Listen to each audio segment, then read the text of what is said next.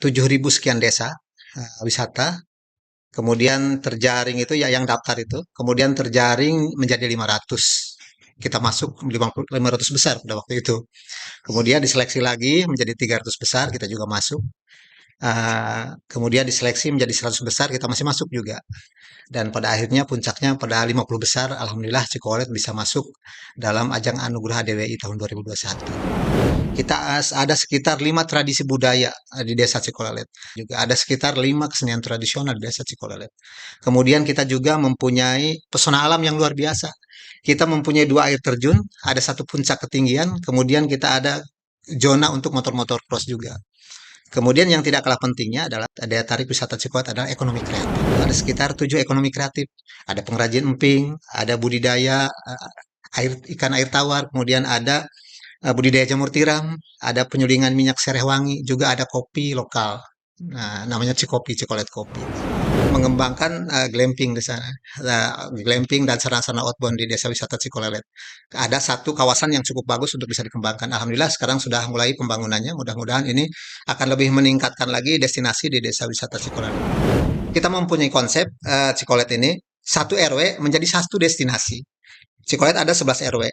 Nah, sekarang yang sudah menjadi destinasi wisata itu ada sekitar 6 RW. Tinggal dari 11 RW, tinggal 5 RW. Tentunya sesuai potensinya. Di sana ada kampung ekonomi kreatif, namanya Kampung Kopi. Di sana ada 7 kegiatan ekonomi kreatif di sana. Itu jadi kampung ekrab. Kemudian ada kampung seni. Di salah satu kampung, Kampung Cisirih, karena memang pelaku-pelaku seni ada di sana. Kemudian juga ada kampung budaya di Kampung Ciraab. Karena itu ada tempat tradisi budaya Ngagurah Dano dan kegiatan-kegiatan budaya di sana. Kemudian juga ada akses menuju air terjun, kemudian akses menuju Puncak Cibaja, Puncak Ketinggian. Jadi ada sekitar 6 RW yang sudah menjadi destinasi. Tingkat PR kita lagi yang 5 RW lah.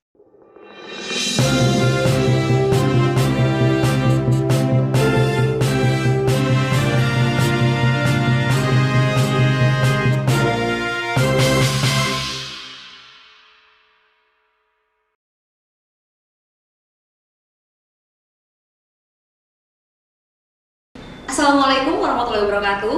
Salam sustainable sosial. Sahabat-sahabat Karang Taruna, jumpa lagi dengan saya Yeni Tasari dalam acara Karpot Karang Taruna Podcast. Karang Taruna Podcast adalah sebuah acara yang dipersembahkan oleh pengurus Karang Taruna Provinsi Banten yang menghadirkan diskusi seputar pengembangan Karang Taruna, permasalahan sosial dan pemberdayaan generasi muda. Telah hadir di hadapan saya seorang narasumber yang sudah bergerak membangun wisata di Banten. Untuk cerita lebih detailnya nanti saya perkenalkan. Namun sebelum kita ngobrol lebih jauh, jangan lupa untuk like, share, dan subscribe channel Karang Taruna Provinsi Banten agar sahabat-sahabat Karang Taruna dapat mengikuti diskusi-diskusi yang tentunya sangat memotivasi dan menginspirasi. Langsung saja kita hadirkan narasumber pada hari ini, Bapak Ojat Darojat. Jabatannya itu sebagai Kepala Desa Cikolelet dengan temanya itu pengembangan desa wisata Cikolelet. Ya, Assalamualaikum Bapak. Waalaikumsalam warahmatullahi Gimana Bapak? wabarakatuh. Kabarnya sehat? Alhamdulillah, senang sekali bisa diundang di Karang Taruna Podcast Banten ini. Mantap. Bapak dari Cikolelet langsung ke sini. Saya dari Cikolelet langsung ke sini dalam rangka memenuhi undangan untuk wawancara di sini. Terima kasih ya Pak sudah hadir di tengah-tengah kita dan tentunya saya senang sekali ketemu sama Bapak. Di Desa Cikolelet ini dengar-dengar ada Anugerah Desa Wisata Indonesia (ADWI) ya Pak yang di 2021 menang di 2 kategori, yaitu kategori Desa Wisata Rintisan dan kategori Desa Wisata Favorit. Bisa Bapak ceritakan? Betul, pada tahun 2021 di pertengahan tahun kita mendapatkan informasi melalui jejaring Jadesta, jaringan desa wisata yang jejaring ini dibuat oleh Kemenparekraf. Kemudian di situ ada informasi bahwa akan diselenggarakan lomba Anugerah Desa Wisata tahun 2021. Dan pada kesempatan itu kami mendaftarkan diri dengan menampilkan profil-profil data-data yang dibutuhkan di jaring Jadesta itu. Kemudian alhamdulillah dari 7.000 sekian desa wisata, kemudian terjaring itu ya yang daftar itu, kemudian terjaring menjadi 500. kita masuk 500 besar pada waktu itu. Kemudian diseleksi lagi menjadi 300 besar, kita juga masuk. Kemudian diseleksi menjadi 100 besar, kita masih masuk juga. Dan pada akhirnya puncaknya pada 50 besar, alhamdulillah Cikolet bisa masuk dalam ajang Anugerah DWI tahun 2021. Ya, luar biasa ya Iya. Pak ya. Tapi sebelumnya pada tahun 2020 kita juga pernah menjadi harapan ketiga tingkat nasional juga dalam rangka pendampingan desa wisata dengan salah satu perguruan tinggi. Tahun Perguruan tingginya apa itu? uh, Boleh saya sebutkan ya? Boleh, nggak apa-apa biar sahabat-sahabat Memang selama ini Cikolelet ketika kita memulai inovasi di bidang wisata itu, kita di samping ya disupport oleh pemerintah daerah, baik pemerintah kabupaten maupun pemerintah provinsi, kita juga disupport dan didampingi oleh Sekolah Tinggi Pariwisata Trisakti di Jakarta. Gitu. Dan sampai saat sekarang. dari Trisakti. Sampai saat Iya. sekarang. Sejak kapan sih Pak Cikolet itu mulai menjadi desa wisata? Desa wisata sejak kapan? Kita mulai merintis pengembangan inovasi desa itu sejak 2015. Pada waktu itu periode kedua saya menjabat.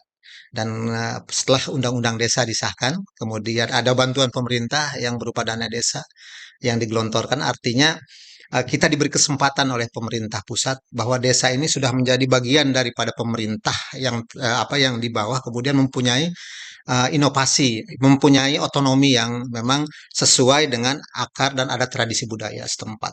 Kemudian kita berpikir dengan kita disupport dengan anggaran yang begitu besar, baik dari pemerintah pusat maupun dari pemerintah daerah kabupaten yang berupa ADD dan BHPRD. Artinya desa itu dituntut harus bisa berinovasi. Sebab kami yakin bahwa dana desa itu bukan dana abadi yang selalu ada setiap saat. Suatu saat dana ini bisa saja dengan skala prioritas pemerintah pusat, desa bisa dikurangi atau dihilangkan sekalipun.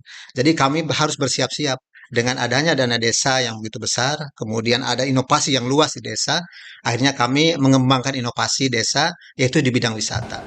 Kenapa? Perjalanan awalnya Ya, bagaimana ya? perjalanan awalnya. Kenapa Cikolet inovasinya di bidang wisata? Karena Cikolet itu mempunyai potensi yang bisa dikembangkan menjadi desa wisata. Cikolet mempunyai tradisi budaya. Kita ada sekitar 5 tradisi budaya di desa Cikolelet. Kemudian ada kesenian tradisional juga. Ada sekitar 5 kesenian tradisional di desa Cikolelet. Kemudian kita juga mempunyai pesona alam yang luar biasa. Kita mempunyai 2 air terjun, ada 1 puncak ketinggian, kemudian kita ada zona untuk motor-motor cross juga. Kemudian yang tidak kalah pentingnya adalah yang keempat, daya tarik wisata Cikolet adalah ekonomi kreatif. Jadi ekonomi kreatif itu ada sekitar 7 ekonomi kreatif.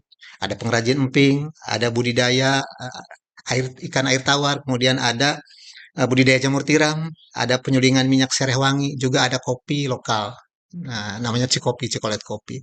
Jadi 4 daya tarik wisata itu, 4 potensi itu menjadi satu kesatuan kunjungan wisata di Desa Cikolet.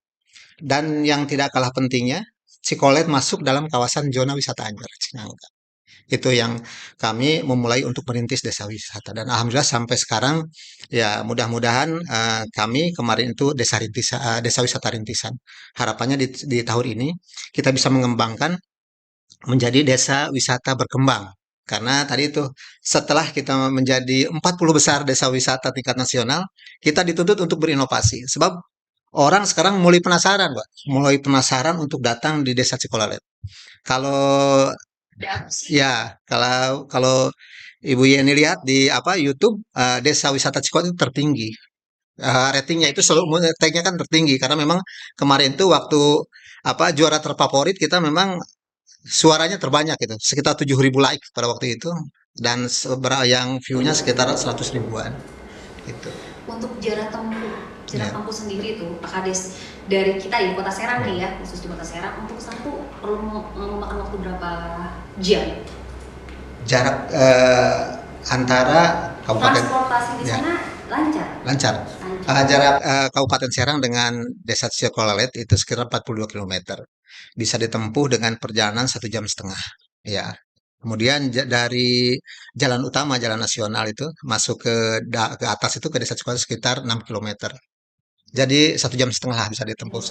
Jadi sahabat-sahabat Karang Taruna yang lagi menyaksikan podcast ini sekarang mau mau libur panjang anak Iya. sekolah ya Pak ya, kampus-kampus juga semua lagi pada libur panjang, bisa datang ke sana dengan jarak tempuh yang cuma sebentar, kita bisa menikmati nuansa alam yang luar biasa gitu ya Pak Kades ya. Terus sejauh ini manfaatnya apa saja sih Pak yang sudah dirasakan masyarakat dengan hadirnya wisata Cikolelet ini? Iya. Sebelum saya menjawab, dan alhamdulillah pada hari ini juga kita ada tamu sekitar 60 mahasiswa kunjungan dari Trisakti. Jadi ini tahap kedua, kemarin minggu kemarin ini tahap pertama 60 orang, sekarang 60 orang tahap kedua. Dia menginap biasa. Artinya manfaat yang diambil dari inovasi kita dalam rangka mengembangkan desa wisata itu banyak. Eh, yang pertama adalah tujuan kami dalam rangka inovasi desa mengembangkan wisata itu adalah yang pertama adalah dalam rangka pelestarian seni budaya. Yang kedua dalam rangka meningkatkan kreativitas masyarakat. Yang ketiga membuka lapangan pekerjaan. Dan yang keempat bagaimana kemudian dari sektor wisata ini bisa menyumbang untuk pendapatan asli desa sehingga indeks desa mandiri di Desa Cikot akan semakin meningkat dan tujuan akhirnya bagaimana kemudian dengan inovasi yang kita kembangkan ini Cikolet ini bisa menghantarkan kepada desa mandiri. Sekarang sudah desa maju, Cikolet selangkah lagi desa mandiri. Artinya ketika Cikolet ini menjadi desa mandiri, jadi ketergantungan terhadap bantuan-bantuan dari pemerintah daerah beberapa sangat terkurangi gitu. Nah, kemudian juga alhamdulillah dengan pengembangan desa wisata yang kita kembangkan, terutama kalangan-kalangan muda. Jadi kreativitas anak muda ini berkembang. Kebetulan Ketua Karang Taruna Desa Cikolet saya juga bersama anak-anak rekan-rekan pemuda Karang Tarunnya masuk ke dalam juga di organisasi Pokdarwis, kelompok sadar wisata. Ada anak-anak muda dan Karang Taruna juga sekarang bekerja di guide pemandu wisata. Kita ada sekitar 10 pemandu wisata. Manfaatkan kaum milenial. Ya, betul. Kemudian juga ya ekonomi kreatif berkembang. Ketika kita sebelum menjadi desa wisata, jadi UMKM itu hanya melulu mereka membuat produk kemudian dijual dan itu pun pangsa pasarnya sulit pemasarannya. Nah, ketika jadi desa wisata, ternyata pengunjung itu tidak hanya ingin membeli produknya, tapi bagaimana pengunjung itu bisa melihat proses pembuatannya sehingga sekarang pelaku ekonomi kreatif, pelaku UMKM juga otomatis menjadi pelaku wisata gitu. Jadi otomatis menjadi pelaku wisata. Banyak kemudian juga syarat menjadi desa wisata satu adalah harus ada rumah penginapan. Kita sekarang alhamdulillah sudah ada 15 rumah yang dijadikan homestay. Kemudian juga ada pondok sekitar 6 pondok wisata. Itu didirikan sendiri apa memang ada rumah kosong yang dijadikan homestay? Kalau homestay itu kan rumah tinggal, tapi yang punya rumah itu menyiapkan satu kamar, satu atau dua kamar untuk disinggahi atau untuk disewakan gitu, untuk disewakan. Kalau pondok wisata itu terpisah, tapi dalam satu kawasan rumah gitu, satu kawasan. Jadi ini artinya dengan konsep pengembangan wisata ini menambah penghasilan juga, pundi-pundi penghasilan bagi ibu-ibu, ibu rumah tangga gitu. Daripada kamarnya kosong, Ya, gitu. bisa di. Ya. Iya, Ya. luar biasa ya dengar-dengar nih Pak Kadis ini 30.000 dia menjadi kepala desa terpilih. Ya. Itu luar biasa, mungkin karena ide-ide cemerlangnya Pak Kadis Alhamdulillah, saya pertama menjabat itu tahun 2008.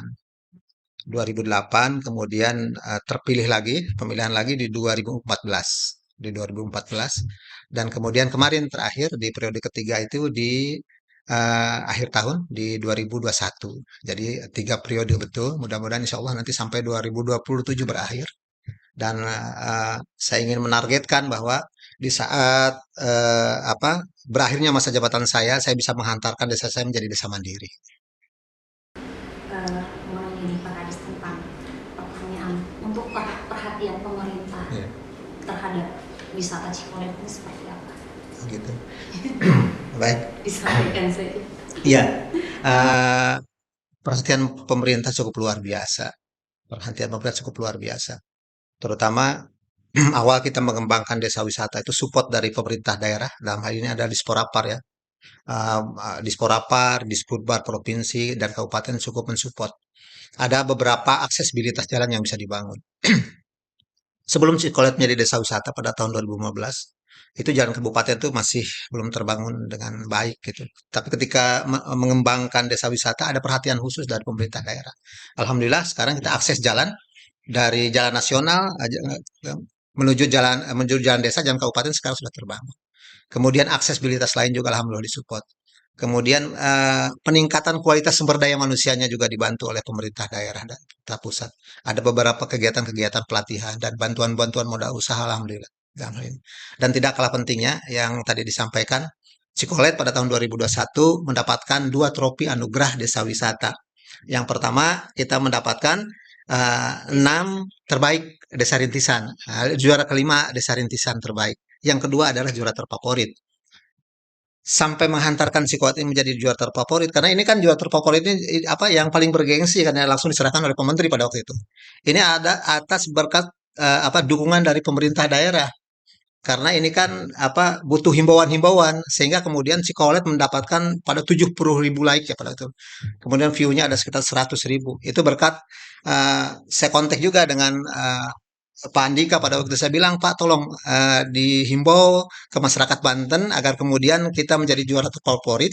Syarat juara terfavorit adalah yang terbanyak likes-nya. Kemudian Ibu Bupati juga pada waktu itu langsung bewara di media sosial mau di Facebook agar kemudian melike dan kemudian bisa menonton Desa Wisata Cikolet. Alhamdulillah kita menjadi juara terfavorit pada waktu itu jadi bintang ya karena Cikolet itu di antara 50 desa wisata tingkat nasional kita yang terbanyak mendapatkan 2 trofi terbaik yang terutama ada terfavorit itu. Itu berkat bantuan tadi itu Pak Andika pada waktu itu bisa menyampaikan kepada masyarakat Banten agar kemudian mendukung Desa Wisata Cikolet. Iya, luar biasa sih Pak. Ada nggak sih Pak kiat khusus agar Cikolet tetap menarik minat wisatawan Ya. kiat khususnya? Jadi tadi itu ketika kita mengembangkan apa wisata, kiat-kiat yang kita lakukan bagaimana kekuatan-kekuatan media sosial. Jadi sekarang ada pelatihan untuk anak-anak Karang Taruna juga anak-anak muda di sana bagaimana untuk membuat konten-konten kreatif sehingga mereka bisa mempromosikan melalui media sosial terkait desa wisata Cikolet dan alhamdulillah sekarang sudah berjalan. Kemudian bagi pengunjung terutama kalangan-kalangan mahasiswa yang datang ke desa Cikolet diwajibkan dalam satu season dia bisa membuat video kreatif tentang desa wisata Cikolet. Gitu. Yang kedua juga tadi itu kita harus terus mengembangkan terus inovasi-inovasi bisa dikembangkan. Karena itu sekarang Cikolelet itu membuat penasaran orang karena kita kan juara terfavorit, orang bisa datang. Ada apa sih? Kalau itu saja mereka akan jenuh. Makanya kita harus berinovasi dan kemudian mudah-mudahan alhamdulillah juga kita bekerja sama dengan salah satu perusahaan investor yaitu PT Galeri Deno Hijau kita akan mengembangkan glamping di sana. Glamping dan sarana-sarana outbound di Desa Wisata Cikolelet. Ada satu kawasan yang cukup bagus untuk bisa dikembangkan. Alhamdulillah sekarang sudah mulai pembangunannya. Mudah-mudahan ini akan lebih meningkatkan lagi destinasi di Desa Wisata Cikolelet. Kita mempunyai konsep Cikolet ini satu RW menjadi satu destinasi. Cikolet ada 11 RW. Nah, sekarang yang sudah menjadi destinasi wisata itu ada sekitar 6 RW. Tinggal dari 11 RW, tinggal 5 RW. Tentunya sesuai potensinya. Di sana ada kampung ekonomi kreatif, namanya Kampung Kopi. Di sana ada 7 kegiatan ekonomi kreatif di sana. Itu jadi kampung ekrab. Kemudian ada kampung seni. Di salah satu kampung, Kampung Cisirih, karena memang pelaku-pelaku seni ada di sana. Kemudian juga ada kampung budaya di Kampung Ciraab. Karena itu ada tempat tradisi budaya Ngagurah Dano dan kegiatan-kegiatan budaya di sana. Kemudian juga ada akses menuju air terjun, kemudian akses menuju Puncak Cibaja, Puncak Ketinggian. Jadi ada sekitar 6 RW yang sudah menjadi destinasi. Tinggal PR kita lagi yang 5 RW lagi. Artinya ketika semua kampung sudah menjadi destinasi, harapannya geliat-geliat ekonomi masyarakat akan selalu tumbuh dan berkembang. Luar biasa ya Pak Haris, menarik. Tidak kayak dari cara Pak Haris Iya. yang luar biasa, yang hebat sih menurut saya. Saya luar biasa sekali bisa bicara dengan Pak Haris nih. Terus gimana Pak Haris kondisi kepemudaan di sana? Sebesar apa sih antusias warganya dan dukungan kaum mudanya dalam mengembangkan desa wisata ini? Penggerak utama dalam pengembangan desa wisata Cikone adalah kaum muda, kaum milenial. Tadi itu yang saya sampaikan, bahkan ketua Karang Taruna sekarang merangkap menjadi ketua Pokdarwis, ketua forum, ketua apa? Ya, ketua Pokdarwis. Pokdarwis ini adalah penggerak apa kegiatan-kegiatan wisata di Desa Cikolet, kelompok sadar wisata ini. Jadi mereka bisa apa kegiatan-kegiatannya dalam rangka apa tour guide mereka yang mengelola. Kemudian juga homestay juga. Karena homestay yang kita kembangkan ini konsepnya adalah kerjasama antara masyarakat yang punya rumah homestay dengan BUMDes, dengan Pokdarwis gitu. Jadi ada bagi hasilnya nanti untuk yang punya rumah berapa persen, nanti untuk Pokdarwis sebagai pelakunya, dan kemudian nantinya untuk BUMDes berapa. Jadi tetap konsep ini kita kembangkan gitu. Pelaku wisata, Pokdarwis dan BUMDes gitu. Eh, Sebagian besar kegiatan-kegiatan wisata Cikolat itu dilaksanakan oleh kalangan-kalangan pemuda, kalangan-kalangan milenial. Untuk bisa menikmati wisata Cikolong itu ada harga yang harus dibayar gitu ya. Berapa itu Pak Hadis? Untuk Karena kan tidak semua ya, tidak semua teman-teman yang lagi menonton ini tahu harga masuk ke sana berapa, khawatir penasaran gitu. termasuk saya juga ingin menikmati sama homestay di sana tuh selama 1 malamnya itu berapa itu Pak Hadis? Kalau untuk hunian homestay kita 250.000 Satu malam. satu malam, free sarapan pagi. Oh, sudah. Kemudian untuk masuk ke destinasi wisata cukup murah, 5.000 per orang. Satu orang 5.000. Satu orang 5.000. Sudah bisa menikmati Sudah wisata menikmati, alamnya ya. gitu, luar biasa. Itu kata Pak Kadis ada air terjun Air ya. terjun. Itu kita bisa berenang. Dulu bisa berenang pada tahun 2018 lalu kita kena air bah, ini harus butuh penataan lagi. Itu kemudian juga tadi itu kita dilanda COVID 2 tahun ini cukup berpengaruh juga terhadap kunjungan, karena memang wisata kita dari 6 wisata alam itu ada 4 itu wisata alam betul-betul gitu, artinya masuk dalam kawasan perhutani. Kita bekerja sama dengan perhutani, artinya ketika kunjungan itu sepi, ya tadi itu kembali lagi kepada kontur semula menjadi hutan lagi gitu, butuh ditata lagi. Terus terang ini COVID 2 tahun ini dampaknya sangat ini terhadap kunjungan wisata di Cikolelet. Kita sekarang sudah mulai bangkit lagi, mudah-mudahan nanti ya. Mudah-mudahan ya, apalagi sekarang sudah di depan mata nih mau liburan. Iya. Banyak nih teman-teman mungkin yang akan liburan liburan jadi jangan jauh-jauh. Untuk warga Banten datang ya ke desa Cikolelet, nanti ketemu sama Pak Kadesnya. Pak Kadesnya ada di depan kita. Terus Pak Kades, yang menjadi kendala atau hambatan saat ini terkait dengan desa wisata Cikolelet itu apa? Tentunya pasti ada hambatan-hambatan, pasti ada. Artinya terutama ya sarana prasarana, aksesibilitas ke destinasi wisata juga masih butuh pembenahan. Artinya kita mempunyai objek wisata alam dari air terjun, itu dari kampung terdekat ke air terjun itu sekitar 1 kilo. Kemudian puncak Cibaja dari kampung terdekatnya itu sekitar 1,5 kilo. Dan itu masih jalan-jalan tanah.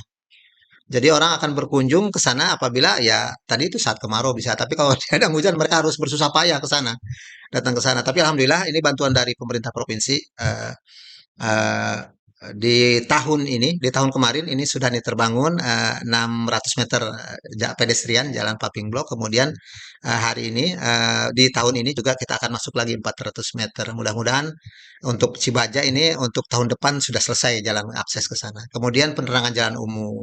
Kemudian papan-papan penunjuk arah dari misalkan dari jalan utama, dari jalan nasional ke desa wisata Cikoat juga harus tertata, terlihat gitu. Jadi itu sih jadi hambatan-hambatannya terkait masyarakat. Alhamdulillah untuk Cikoat sih masyarakatnya mendukung kegiatan-kegiatan wisata. Dan memang sabta pesonanya ini sudah terbangun desa wisata Cikolet ini. Dan kemudian di samping saya juga sebagai pengelola desa wisata Cikolet, saya juga bagian daripada sebagai ketua Forum Pokdarwis Kabupaten Serang. Dengan terinspirasi oleh desa wisata Cikolet, alhamdulillah sekarang di Kabupaten Serang ada sekitar 15 desa wisata rintisan yang sudah mendapatkan SK Ibu Bupati, dan 30 desa nanti juga yang sedang mulai merintis juga nih. Dan mudah-mudahan dengan banyaknya desa wisata di Kabupaten Serang, di Provinsi Banten, ada banyak pilihan-pilihan wisatawan yang bisa berkunjung. Artinya kita lihat wisata Anyar kan wisatanya pantai. Kemudian Cikolet konsepnya lain, dia wisata alam. Ini ada perbendaharaan tersendiri.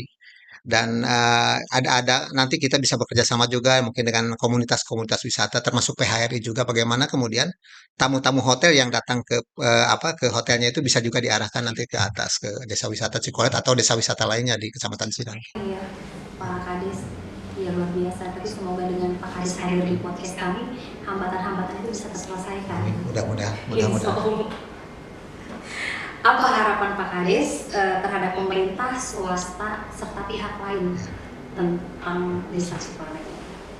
Tentunya ada hal-hal yang bisa kita lakukan dengan anggaran yang ada di desa kami. kita bangun. Tapi ada hal-hal yang besar yang di luar kemampuan kami. Tentunya ini adalah butuh bantuan uluran pemerintah juga, butuh uluran tangan pemerintah. Artinya ketika tadi itu ketika kita mengembangkan inovasi desa, desa wisata atau apapun, ini tentunya upaya-upaya kami di desa dalam rangka bagaimana kemudian indeks desa mandiri ini akan segera terwujud. Tujuan akhir daripada indeks desa mandiri ini adalah bagaimana kemudian desa-desa di seluruh Indonesia pada umumnya, desa-desa di Provinsi Banten pada khususnya akan tumbuh menjadi desa-desa mandiri. Sehingga ketika desa ini sudah menjadi desa mandiri, otomatis ini akan menjadi akan mengurangi beban pemerintah, baik pemerintah daerah maupun pemerintah pusat. Harapannya pemerintah kabupaten atau pemerintah provinsi harapannya akan terus mendukung terkait pengembangan inovasi di desa-desa di Provinsi Banten dan di Kabupaten Serang. Dan kemudian juga sektor swasta juga penting dalam hal ini untuk bagaimana kemudian pihak swasta bisa membantu desa-desa di Kabupaten Serang ini yang sedang berinovasi. Alhamdulillah Bu, di Desa Cikolet kemarin kita membangun gedung Pokdarwis, dan itu gedungnya cukup megah sekali, dan saya kira, mohon maaf saya tidak bermaksud untuk menyombongkan diri, itu mungkin di Provinsi Banten terbegah di Cikolet yang sudah mempunyai gedung Pokdarwis. Itu bantuan dari CSR, bantuan dari PT Galeria Dunia Hijau. Jadi langsung dibangun, dibelikan tanahnya, kemudian dibangunkan gedung. Dan alhamdulillah dengan adanya gedung itu akan menambah inspirasi dan penyemangat bagi kami pengelola desa wisata di Desa Wisata Cikolet.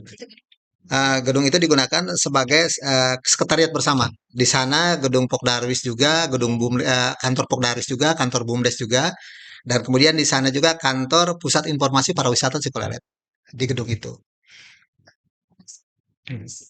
Kalau untuk satu harinya, yang datang ke Desa Cikolet itu tuh berapa sih? Kadang-kadang yang datang ke Cikolet itu ada berbagai komunitas ya. Ada mereka yang datang lokal, kemudian dia hanya melihat objek-objek wisata alam, kemudian pada hari itu dia juga pulang lagi. Kemudian ada komunitas, jadi yang komunitasnya biasanya dia menginap 1 atau 2 hari gitu. Sebelum COVID-19, Cikolet itu kunjungan wisata cukup lumayan, Mbak. Dalam 1 minggu itu bisa mencapai 600 orang bisa berkunjung ke Cikolet. Tapi seiring COVID dan alhamdulillah sekarang sudah mulai bangkit lagi, mudah-mudahan ya paling dalam 1 minggu ya sudah mulai merangkak sih sekitar 200 atau 300 orang yang berkunjung ya saat ini. Alhamdulillah, mudah-mudahan sih Pak Kasih ke depan kita bisa lagi menginformasikan terkait Desa Cikolet ini. Pak Kasih sendiri kan nggak bosan-bosan ya untuk membangkitkan wisata di Banten ini. Terus Pak Kasih minta ini dong saran pesan untuk generasi muda, buat teman-teman yang masih muda di rumah pengen bangkit, pengen hebat itu. Seperti Pak Kasih ada saran dan masukan. Ya, masukannya kepada rekan-rekan pemuda untuk bagaimana kemudian rekan-rekan pemuda di Provinsi Banten untuk terus mengembangkan dirinya, untuk terus berinovasi, untuk terus bagaimana kemudian mencari peluang-peluang dalam rangka pengembangan diri tentunya, dan juga dalam rangka bagaimana kemudian potensi-potensi yang ada di kalangan pemuda di Provinsi Banten ini tergali dengan penuh.